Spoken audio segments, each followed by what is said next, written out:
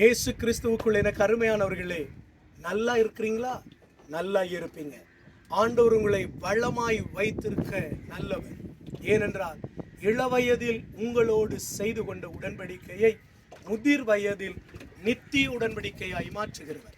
இன்றைக்கு நாங்கள் உலகத்தோடு உடன்படிக்கை செய்திருக்கிறோம், பாவத்தோடு உடன்படிக்கை செய்திருக்கிறோம், கட்டடங்களோடு உடன்படிக்கை செய்திருக்கிறோம், தொழிலோடு உடன்படிக்கை செய்திருக்கிறோம், உலகத்தில் இருக்கிற சகலதிலும் நாங்கள் உடன்படிக்கை செய்திருக்கிறோம்.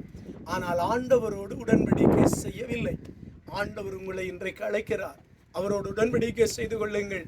சிலுவை மரத்தில் உங்களுக்காக எனக்காக இயேசு உடன்படிக்கையின் பலியாக்கப்பட்டு இருக்கிறார்.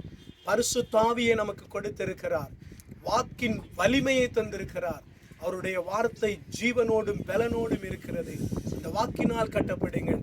இந்த இயற்கையை பாருங்கள், பறந்து விரிந்து கட்டப்பட்டு கிடக்கிறது. அது நாம் வாழ்வதற்காக.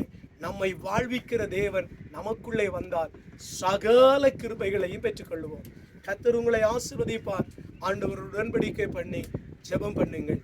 எங்களை நேசிக்கிற அருமையான தகப்பனே, ஒரு தெய்வீக உடன்படிக்கை பண்ணி உம்மோடு வாழ்ந்திருக்க நீர் இரக்கம் பாராட்டுவீராக. சர்வ வல்லமையுள்ள இயேசுவின் நாமத்தில் காலை வேளையில ஜெபம் ஒப்புக் கொடுக்கிறேன். நீ பார்க்கிற ஒவ்வொருவரையும் ஆசீர்வதியும், உடன்படிக்கை பண்ணிக்கொள்ள கிருபை செய்யும். ஜீவனுள்ள நல்ல பிதாவே, ஆமென்.